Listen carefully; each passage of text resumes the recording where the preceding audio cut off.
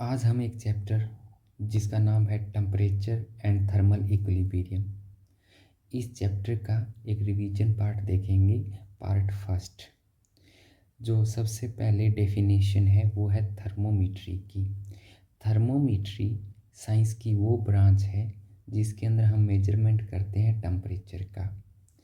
Next definition है हमारे पास temperature की। टेम्परेचर है किसी बॉडी की डिग्री ऑफ हॉटनेस या फिर डिग्री ऑफ कोल्डनेस को रिप्रेजेंट करता है। टेम्परेचर एक स्केलर फिजिकल क्वांटिटी है जिसका सिर्फ मैग्नीट्यूड होता है और इसका जो एसआई यूनिट है वो आपका केल्विन है। अगर हम बात करें नॉर्मल टेम्परेचर की जो कि ह्यूमन बॉडी का, वो केल्विन में 310.15 केल्विन के इक्वल होता है, सेल्सियस में 37 डिग्री सेल्सियस के इक्वल होता है और फारेनहाइट में रीडिंग की अगर बात करें तो वो 98.6 डिग्री फारेनहाइट के इक्वल होता है। अगर हम कहीं पे कंडीशन अप्लाई करते हैं नॉर्मल टेम्परेचर प्रेशर और स्टैंडर्ड टेम्परेचर प्रेशर की, तो उस सिचुएशन में टेम्परेचर जो हम लेंगे वो लेंगे 273.15 केल्विन, सेल्सियस के अंदर 0 डिग्री सेल्सियस और फारेनहाइट के अंदर 32 डिग्री फारेनहाइट।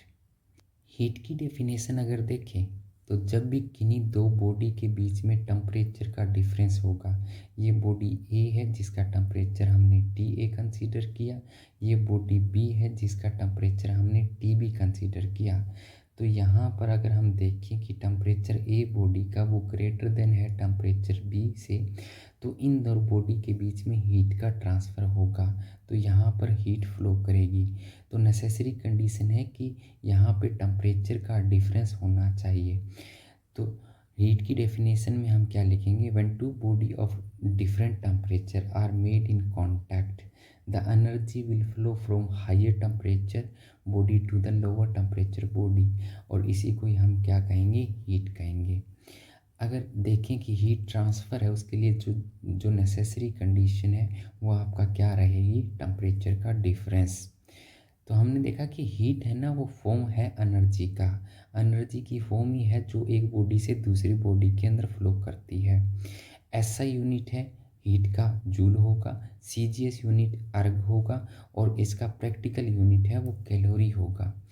और अदर यूनिट भी अगर हम कंसीडर करें, अगर यूनिट कन्वर्जन करना पड़े हमें, तो 1 जूल है वो 10⁻⁷ अर्ग के इक्वल होता है। 1 कैलोरी है वो 4.186 जूल की इक्वलेंट होती है, जिसको हम नियर बाय कितना कह सकते हैं, 4.2 जूल हम कंसीडर कर सकते हैं। अब डेफिनेशन देखें थर्मल इक्विलिब्रियम की, कि अगर टेम्परेचर है दो बॉडी का वो आपका इक्वल है तो इनके अंदर हीट का ट्रांसफ़र है ना वो नहीं होगा, तो उस कंडीशन को क्या बोलेंगे, थर्मल इक्विलिब्रियम कहेंगे। कि when two body are said to be in thermal equilibrium when no heat flow from one body to the other, both body are in the same temperature। ये नेसेसरी कंडीशन होगी कि दोनों body का temperature होना चाहिए वो आपका same होना चाहिए, तो उनमें हीट का फ्लो है वो आपका क्या हो जाएगा, ज़ीरो हो जाएगा। नेक्स्ट जो है वो जोर्थ लॉ ऑफ थर्मोडायनेमिक्स। इस कंडीशन के अंदर हमने 3 बॉडी लेनी है जिसके अंदर ये पार्ट है वो ए है, ये बी है और ये सी है। ए और बी में डायरेक्ट हीट का फ्लो नहीं हो सकता, पर ए और सी के अंदर हीट का फ्लो हो सकता है और सी और बी के अंदर हीट का फ्लो हो सकता है। तो पहले अगर देखें कि ए और सी है वो थर्मल इक्विलिब्रियम के अंदर आएगी और सी से जो बी भी है वो थर्मल इक्विलिब्रियम के अंदर आ जाएगी, तो अल्टीमेटली हम कह सकते हैं कि ए बॉडी है वो बी बॉडी के साथ थर्मल इक्विलिब्रियम में आ गई। दोनों का टेम्परेचर ए का जो कि पहले किसके इक्वल था, सी के इक्वल था, टेम्परेचर बी का जो कि टेम्परेचर सी के इक्वल था, तो अल्टीमेटली टेम्परेचर है वो ए का वो इक्वल हो जाएगा टेम्परेचर बी के। इसी कंडीशन को हम जोर्थ लॉ ऑफ थर्मोडायनेमिक्स कहते हैं।